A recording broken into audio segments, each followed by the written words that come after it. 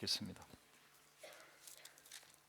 창세기 9장 8절에서 17절입니다. 교독하시고 마지막에 합독하겠습니다. 하나님이 노아와 그와 함께한 아들들에게 말씀하여 이르시되 내가 내 언약을 너희와 너희 후손과 너희와 함께한 모든 생물 곧 너희와 함께한 새와 가축과 땅의 모든 생물에게 세우리니 방주에서 나온 모든 것 곧 땅의 모든 짐승에게니라. 내가 너희와 언약을 세우리니 다시는 모든 생물을 홍수로 멸하지 아니할 것이라. 땅을 멸할 홍수가 다시 있지 아니하리라. 하나님이 이르시되 내가 나와 너희와 및 너희와 함께하는 모든 생물 사이에 대대로 영원히 세우는 언약의 증거는 이것이니라. 내가 내 무지개를 구름 속에 두었나니 이것이 나와 세상 사이의 언약의 증거니라. 내가 구름으로 땅을 덮을 때에 무지개가 구름 속에 나타나면 내가 나와 너희와 및 육체를 가진 모든 생물 사이에 내 언약을 기억하리니 무지개가 구름 사이에 있으리니 내가 보고 나 하나님과 모든 육체를 가진 땅의 모든 생물 사이에 영원한 언약을 기억하리라. 하나님이 노아에게 또 이르시되 내가 나와 땅에 있는 모든 생물 사이에 세운 언약의 증거가 이것이라 하셨더라. 아멘. 자리에 앉으십니다. 삶 속에서 말씀을 전하다 방주에서 나온 이후 무엇을 할 것인가 라는 제목으로 말씀 나누겠습니다. 계속되는 노아 스토리입니다. 노아 스토리 속에서 굉장히 중요한, 물론 창조 이후부터 하신 명령이긴 합니다. 그리고 노아 홍수에도 주님이 하신 명령이 있죠. 바로 이 명령입니다. 생육하고 번성하여 땅에 충만하라입니다. 한번 띄워주시겠어요? Be fruitful and multiply and fill the earth. 생육하고 번성하라. 그리고 땅을 가득 채우라 라고 얘기합니다. 창세기 6장 노아 스토리부터 계속 강조되는 부분입니다. 기억나십니까? 우리가 멀티플라이 번성하기 이전에 무엇부터 해야 된다고요? 생육하라. 이 생육이 무엇이라고 그랬습니까? Be fruitful. 과일을 맺고 열매를 맺는 삶입니다. 바로 하나님의 형상을 담는 삶입니다. 많아지고 커지고 높아지는 것이 중요한 게 아니라 가장 먼저 필요한 게 뭐라고요? 열매 맺는 삶, 하나님의 형상 닮은 삶입니다. 그리고 멀티플라이 하는 거예요. 그리고 이 하나님의 형상을 가득 채우는 삶입니다. 근데 여기서 한 가지 질문이 생깁니다. 오늘 본문 읽지는 않았지만 9장에서 쭉 읽다 보면 이렇게 얘기하거든요. 근데 생육하고 번성하고 땅에 충만하라 얘기합니다. 그런데 이 명령은 원래 언제 주신 명령입니까? 창세기 1장 22절에 하나님께서 이 세상을 만드시고 난 이후에 주시죠. 하나님이 그들에게 복을 주시며 이르시되 생육하고 번성하여 여러 바닷물에 충만하라. 새들도 땅에 번성하라 하시니라. 물론 다섯째 날에 동물들에게 하신 명령입니다. 생육하고 번성하고 땅에 충만하라. 바닷물에도 충만하라라고 얘기하셨어요. 그런데 뒤이어 사람을 만드시고 주님이 한 번 더 이렇게 얘기하십니다. 창세기 1장 27절과 28절입니다. 하나님이 자기 형상 곧 하나님의 형상대로 사람을 창조하시되 남자와 여자를 창조하시고 28절 한 목소리로 읽겠습니다. 시작. 하나님이 그들에게 복을 주시며 하나님이 그들에게 이르시되 생육하고 번성하여 땅에 충만하라. 땅을 정복하라. 바다의 물고기와 하늘의 새와 땅에 움직이는 모든 생물을 다스리라 하시니라. 생육하고 번성하고 충만하라는 그런 명령, 그리고 뒤이어 사람에게 주신 생육하고 번성하고 충만하라. 그리고 뭐 하라고요? 정복하고 다스리라. 그런데 오늘 읽지는 않았지만 9장 전체를 이야기할 것인데 9장 1절과 2절에 보면은 정복하고 다스리란 말이 빠져 있습니다. 정복하고 다스리라. 그러면 우리는 더 이상 정복하지 못하는 것인가? 다스리지 못하는 것인가? 이에 대해서 어떤 학자들은 이렇게 얘기합니다. 인간의 타락으로 인해서 동물들이 사나워졌습니다. 그래서 동물들과 함께 지낼 수가 없게 되는 거죠. 먹고 먹히는 관계가 된 거죠. 그래서 더 이상 정복하고 다스릴 수 없는 상황이 되었고, 그것은 바로 죄의 결과이다라고 얘기하는 것이죠. 물론 틀린 말은 아닌 것 같아요. 그러나 맞는 말도 아닙니다. 인간의 죄로 인류가 여러 변화가 생겼죠. 근데 그 중에 가장 첫 번째 변화는 인간의 죄로 땅이 저주받았다라고 얘기하고 있습니다. 땅이 저주받은 상태입니다. 인간의 죄로 땅이 저주받았죠. 그래서 주님께서 이 땅에 가득한 죄악을 심판하시기 위해서 홍수 주셨다. 하지만 그것은 심판이 아니라 뭐였다고요? 재창조였다라고 말씀드렸죠. 그런데 주님께서 이 과정 속에 어느 정도 약간 실망하신 것 같아요. 6장에 보면 이런 구절이 있습니다. 내가 사람 지은 것 한탄스럽고 걱정스럽네 라고 이야기하십니다. 전에는 정복하고 다스리라는 완전한 통치권을 주신 것 같은데 이제는 주님이 약간의 실망감, 그리고 내가 더 이상 너네들 못 믿겠어 하시며 정복하고 다스리는 그 다스림권, 통치권을 주님이 뺀 것 같아요. 이제 너네들 좀 고생 좀 해라. 내가 너네들 못 믿겠으니 이제는 그 통치권은 내가 가져오겠다라고 말씀하시는 듯합니다. 정복하고 다스리는 능력, 권한을 주님이 주지 않으신 것 같아요. 과연 그런 것일까? 2절 말씀, 9장 2절인데 우리 한 목소리로 읽겠습니다. 시작. 땅의 모든 짐승과 공중의 모든 새와 땅에 기는 모든 것과 하나님의 모든 물고기가 너희를 두려워하며 너희를 무서워하리니 이것들은 너희의 손에 붙였음이니라. 주님께서 생육 번성 충만하라고 명령하셨습니다. 그리고 뒤 이어진 이야기가 바로 이 명령이라는 거예요. 그러니 주님께서는 정복하고 다스리라라고 하셨죠. 오히려 주님께서 다시 한 번 더 그 권한을 주신 겁니다. 근데 어떻게 주시느냐? 정복하고 다스리라라고 표현하지 않으시고 뭐라고 하냐니까 모든 생물들이 사람을 보며 두려워할 것이다라고 얘기하고 있습니다. 이 두려워하다라는 단어 모라흐는요, 보통 구약에서 몇 번 나오지 않습니다. 총 12번 정도 나오는데요. 특별히 신명기에 굉장히 집중이 되어 있어요. 근데 이 단어는 하나님께서 그의 백성을 구원하실 때 그 주변의 상황을 제어하실 때 항상 사용하시더라는 거예요. 그 주변을 제어하시고 컨트롤하시고 통제하실 때 그 두려움이라는 것을, 이 모라흐를 사용하십니다. 신명기 11장 25절에 이렇게 되어 있습니다.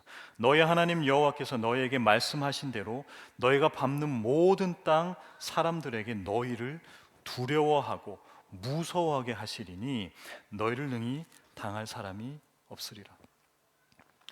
너는 나의 말을 잘 듣지 않았기는 나는 너에게 실망했어. 그러니 너희는 가는 곳마다 모든 사람들이 너희를 두려워할 거야. 말이 안 되는 맥락과 문맥이죠. 말이 안 됩니다. 주님께서 우리에게 실망하신 것이 아닙니다. 오히려 주님은 여전히 믿어주시고 신뢰하시는 것입니다. 오히려 더 나아가서요, 우리의 연약함을 확인하신 거예요. 우리의 죄악도 확인하신 것입니다. 사람에게 항상 생각하는 게 죄악이 가득하구나. 그래서 니네는 아웃, 이게 아니라 죄악이 가득하구나. 얘네들한테 아무리 얘기해봤자 안 되겠구나 라고 판단을 하신 듯합니다. 그러니 주님께서는 당신의 언약을 이어가시기 위해서 우리를 바꾸시지 않고 주변 환경을 컨트롤하시기 시작하셨다라는 것입니다. 주변 상황과 환경을 주님께서 더욱 강권적이고 주권적으로 컨트롤, 제어하시기 시작했다라는 것입니다.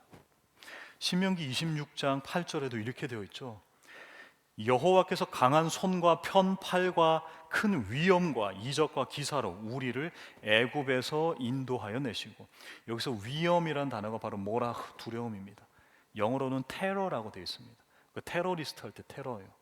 주님께서는 그 강력한 힘과 그 에너지로 우리의 모든 주변을 주님이 컨트롤 하시겠다라는 약속이다라는 것입니다. 이해되십니까? 우리에게 그 어떤 것을, 통치권을 안 주겠다가 아니라 그 통치권을 주되 우리를 너무 잘 아시기에 그 주변의 모든 상황을 오히려 주님이 컨트롤 하시겠다. 너희를 보는 그 모든 사람이 뭐라 두려워하게 하고 무서움을 갖도록 내가 그렇게 만들어 줄게라는 것입니다. 그러기에 창조 후 주신 문화 명령, 생육, 번성, 충만하라, 그리고 정복하고 다스려라. 이거 여전히 유효한 겁니다, 여러분. 아니, 유효하다 못해 더 강력해진 것입니다. 이건 우리에게 하신 명령이 아닙니다, 사실. 오히려 하나님의 일방적인 선포입니다. 너희는 그렇게 될 것이다 라고 오히려 선포하고 있습니다. 그리고 이 선포를 성경에서는 이렇게 표현하죠. 바로 약속 그리고 언약이라고 표현하십니다. 주님이 그냥 일방적으로 우리에게 언약을 맺으신 거예요. 우리의 부족함과 우리의 어떠함, 우리의 완악함과 상관없이 주님이 그냥 약속을 맺으신 겁니다. 왜요? 우리에게는 그 언약을 지킬 능력이 단 1도 없기 때문입니다.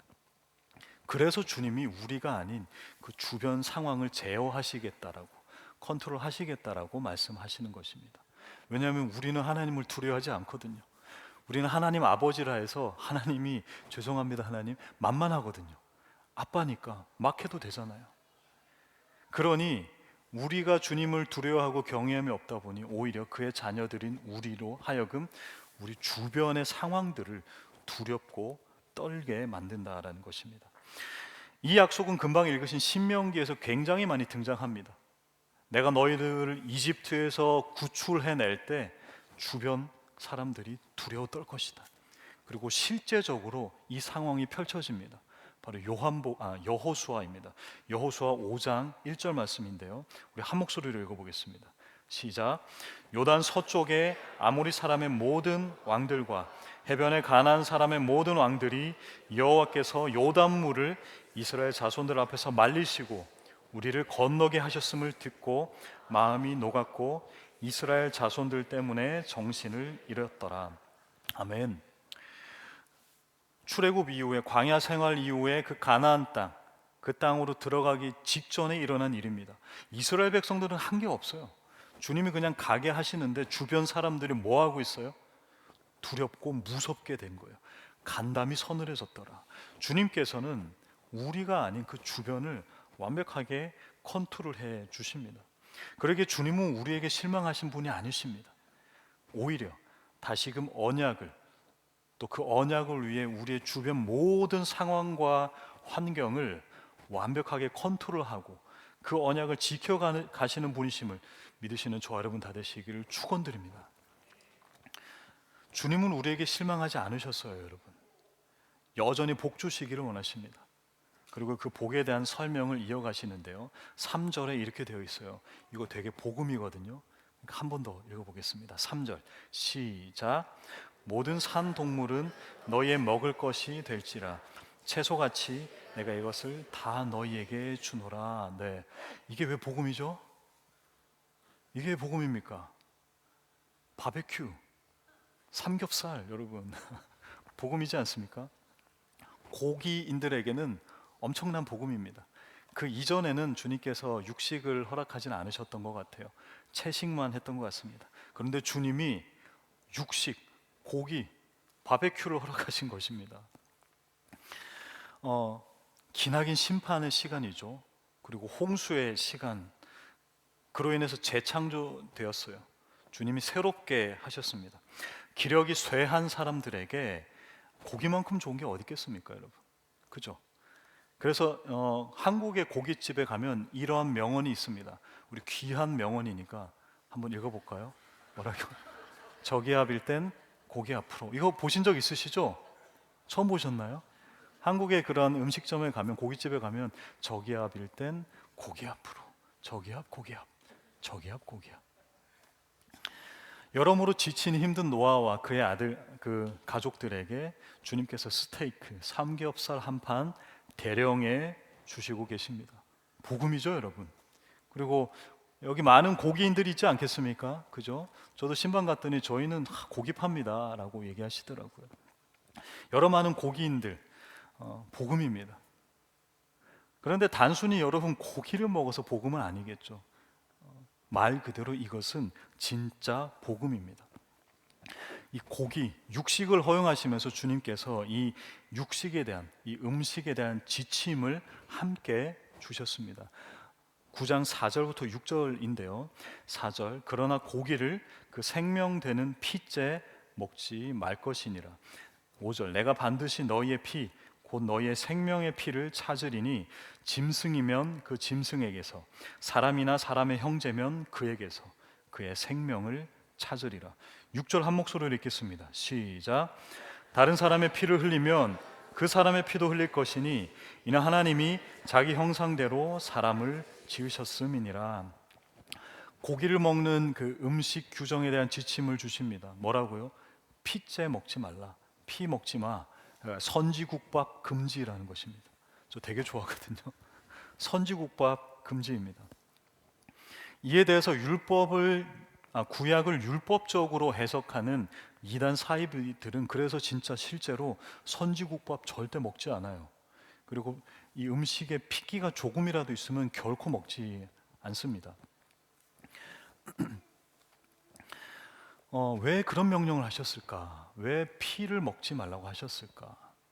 어떠한 몇몇 사람들은 위생상의 이유를 언급합니다. 이 피를 먹었을 땐 여러 세균으로부터의 감염이 있고 또 그것으로 인한 위생 건강을 지키기 위함이다라고 얘기하는데, 생각해 보십시오. 하나님께서 이 위대한 선포를 하십니다. 생육하고 번성하고 충만하라 라고 하시면서 갑자기 야 삼겹살 파티라고 하면서 근데 피는 먹지 마라고 위생에 대한 걱정을 하실까? 문맥상 너무 어울리지 않는 것이죠. 그렇다면 진짜 이유는 무엇인가? 바로 생명 존중입니다, 여러분. 뭐라고요? 생명 존중입니다. 죄로 인해서 죽어야 할 인간을 대신하여서 주님께서 육식을 허락하십니다. 육식을 할 때 우리는 불가피한 과정이 있죠. 무엇일까요? 바로 그 육식, 그 동물에 대한 살생입니다. 주님께서 육식을 허락하신 거지 마구잡이 살생에 대한 명분을 허락하신 것은 아니다라는 거예요. 너희들이 그 육식은 허용하되 그 생명에 대한 소중함과 존귀함은 결코 놓치지 말아라는 것입니다. 인간은 더는 잘하거든요. 그런데 인간은 덜은 못합니다. 몇 주 전에도 말씀드렸죠. 인간은 적응은 잘하지만 완화는 못하는 존재라는 것이죠. 그러니 우리가 육식을 허용받기 시작하면서 인간은 생명에 대한 개념을 잃어버릴 것입니다. 그래서 종교개혁자 존 칼빈은 이렇게 얘기합니다. 인간의 잔인함을 억제하기 위함이다라고요. 동물의 피를 귀히 여기는 훈련을 통해 궁극적으로 하나님의 형상 닮은 우리가 이웃의 생명을 존중하는 교육과 훈련이다라고 얘기합니다.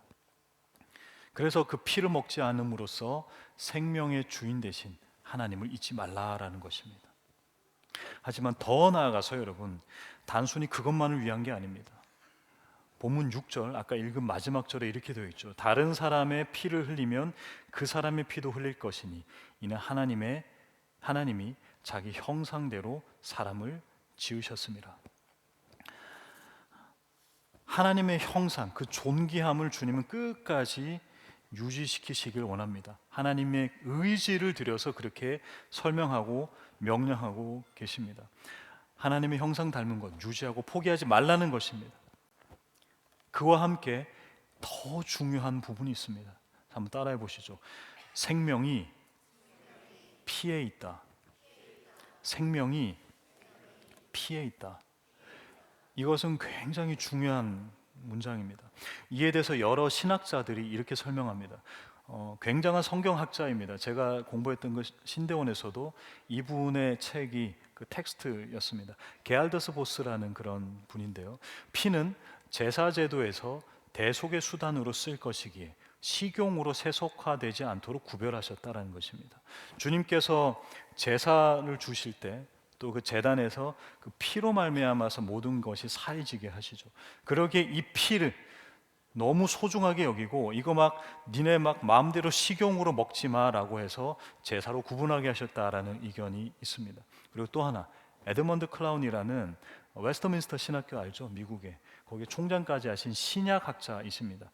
그분은 이렇게 얘기합니다. 창세기 9장의 피에 대한 엄중한 경고는 결국 피 흘림이 없은즉 사함이 없다라는 이 히브리서 9장 말씀의 원리로 연결되어 있다라고 얘기합니다. 다시 말해서 역설적으로 죄인을 위해 자기 피를 흘리신 그리스도의 사랑을 더 드러내기 위함이다라는 것입니다. 단순히 그냥 피 먹지 마, 그거 안 좋은 거야, 혹은 생명 소중하게 여겨에서 그치지 않는다라는 것입니다.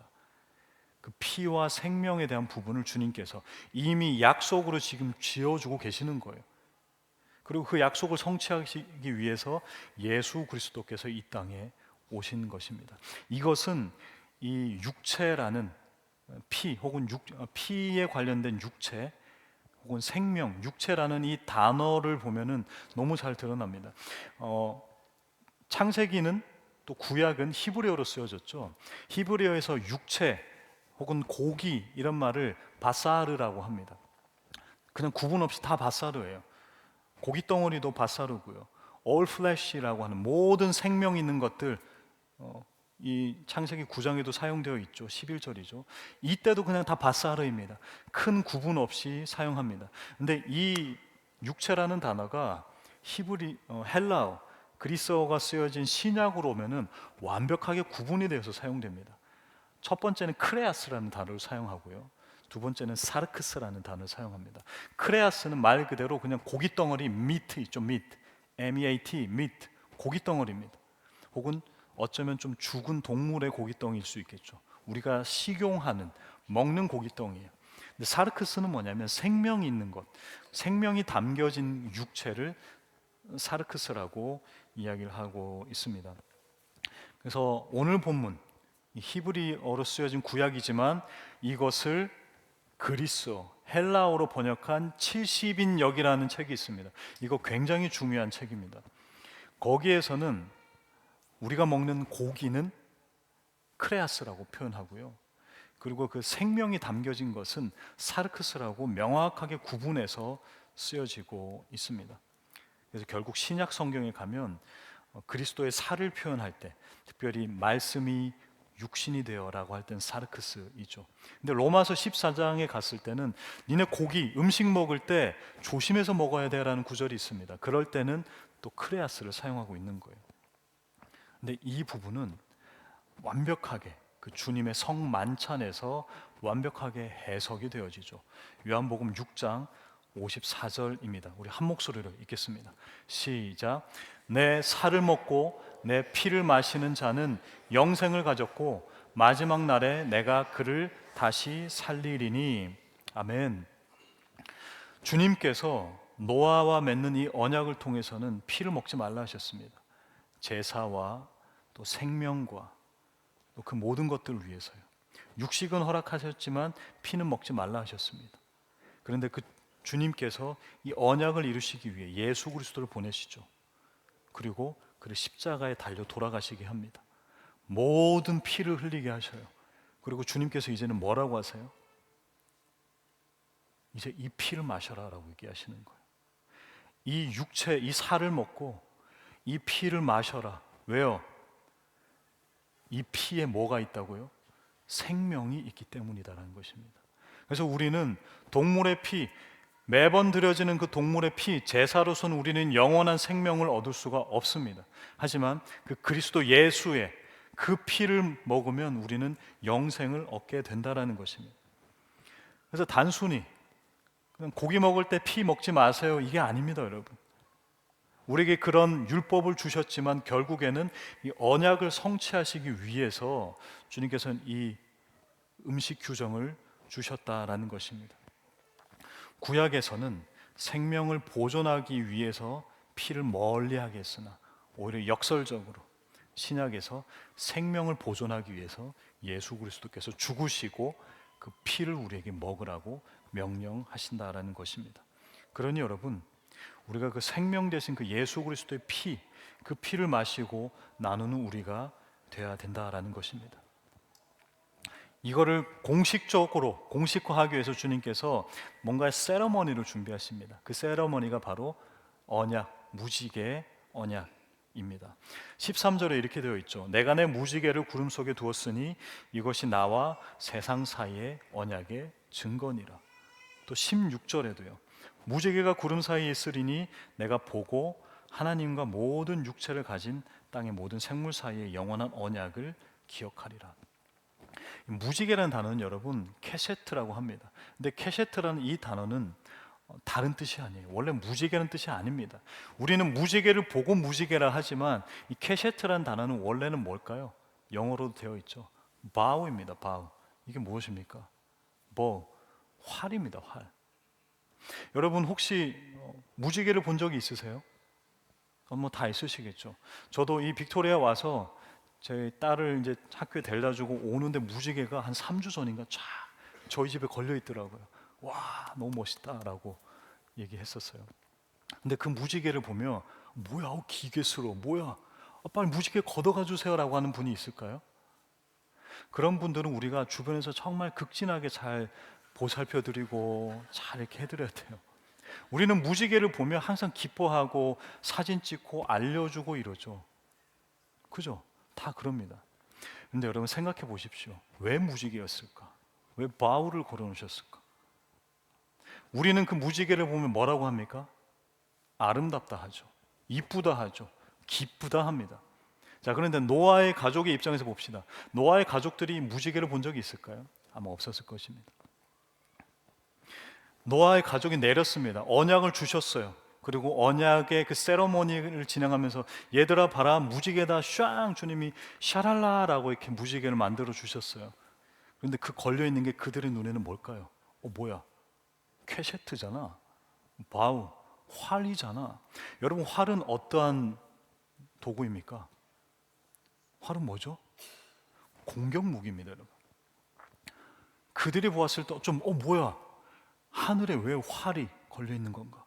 그 하늘에 여러분 막 바주카프가 걸려 있고요, 탱크가 걸려 있고요. 그거 보면서 와, 아름다워라고 하진 않죠. 그죠? 어쩌면 오히려 그들의 입장에서는 이 무지개가 기괴했을 것입니다. 단 한 번도 본 적이 없었던 그 활이 걸려 있었으니까요. 왜 그런 영화나 또 뭐 캐네디안 네이티브 그 가족에 가면 뭐 그런 게 있을런지 모르겠어요. 막 앞에 갔을 때 막 진짜 짐승의 그 박제된 얼굴 막 있으면 막 놀라잖아요. 무섭잖아요. 아름답지 않잖아요. 막 총 이렇게 걸려 있으면 여러분 아름답던가요? 무섭잖아요. 어쩌면 노아 가족들에게는 그러한 느낌이었을 것입니다. 근데 주님께서 왜 그 무지개, 아니 정확하게 표현하겠습니다. 왜 활을 걸어 놓으셨냐라는 것입니다. 왜일까요? 계속되는 이 노아의 이야기 속에서 물홍수, 물로 가득 찼던 그 세상 이전에 이미 무엇의 홍수였다라고요? 죄악, 폭력, 네피림, 힘센 사람이 지배하던 그 홍수로 가득 차 있었다고요. 그러니 그거 보면서 주님이 이렇게 얘기하십니다. 니네 새 창조를 열어준 이 방주에서 나와서 이 언약을 기억해라. 무엇? 다시는 그 힘의 원리로, 폭력의 원리로 살지 마. 이거 보면서 기억해. 내가 이제 이거 아름답게 바꿔줄게. 기괴했던 이 공격 무기를 아름다운 표식으로 만들어줄게. 그리고 나도 이제 더 이상 물로 심판하지 않을 거야. 나도 약속할게. 주님께서 우리의 폭력을 기억하라는 거예요. 하나님의 형상으로 계속해서 살라는 것입니다. 그걸 위해서 주님께서는 공격 무기를 아름다운 무지개로 바꾸셨어요. 그리고 본인도 당신도 약속하셨습니다. 그러니 여러분, 그 주님이 다시금 우리에게 이렇게 명령하십니다. 7절입니다. 우리 한 목소리로 읽겠습니다. 시작. 너희는 생육하고 번성하며 땅에 가득하여 그 중에서 번성하라. 생육하고 번성하고 땅에 가득하라. 그리고 그 속에서 뭐 하라고요? 다시 번성하라. 이 멀티플라이, 라바흐라는 번성하라를 다시 한 번 더 강조하십니다. 주님께서는 하나님의 형상을 닮은 우리가 되기를 소망하시는 겁니다. 과일을 맺고 열매 맺는 우리의 삶, 우리의 모습, 하나님의 형상 닮은 우리의 모습이 멀티플라이 하는 거예요. 그래서 어찌 보면 주님께서는 가득한 것에는 그닥 관심이 없으신 듯합니다. 생육하고 번성하고 가득하라. 그리고 그 중에 번성하라, 멀티플라이 해라. 우리의 이 열매 맺는 삶을 계속해서 이곳에 또 저곳에 전하라는 것입니다. 이걸 가득하게 하는 데는 주님은 그닥 관심이 없으십니다.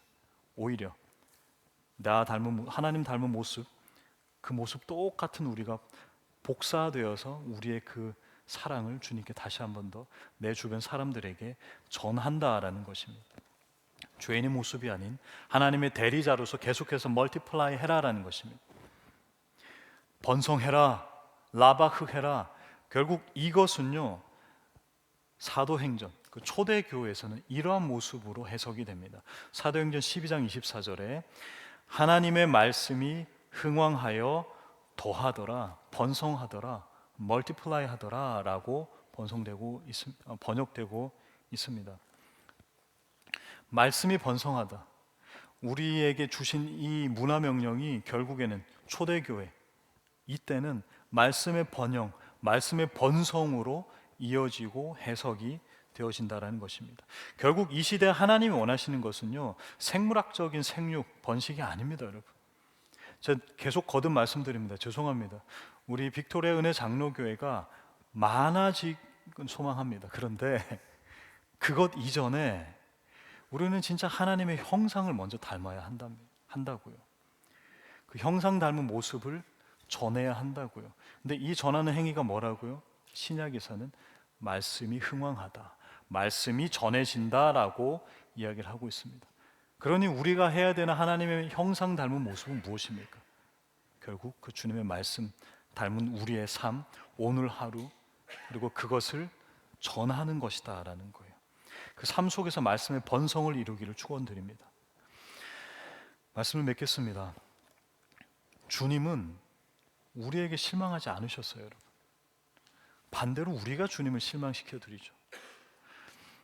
그래서 주님은 여전히 우리에게 주신 그 미션, 우리에게 주신 그 축복을 거둬들이지 않으셨어요. 오히려 우리에게 그것을 유지할 능력이 없는 걸 너무 잘 파악하시고 그 주변을 주님께서 제어하시고 컨트롤 하신다라는 것입니다. 생육 번성 충만하라. 모든 생물들이 너를 보고, 나 하나님의 자녀를 보고 두려워 떨 것이다. 그러니 걱정하지 마. 내가 책임진다. 내가 약속한다. 그 약속을 이루기 위해 육식을 허용하십니다. 그런데 단순히 피를 먹지 마가 아닙니다. 피에 생명이 있음을 선포하시고요, 그 생명의 선포를 이루시기 위해 예수 그리스도를 보내십니다.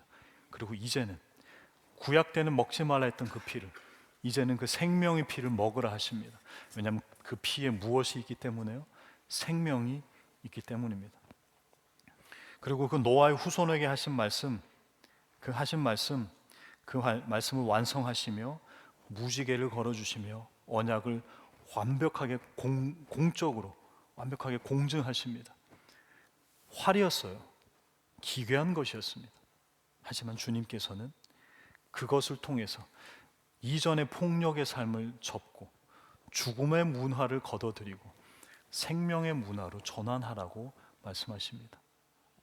그러면서 다시 한 번 더 생육하고 번성하라, 충만하라, 그리고 그곳에서 번성하라 하십니다.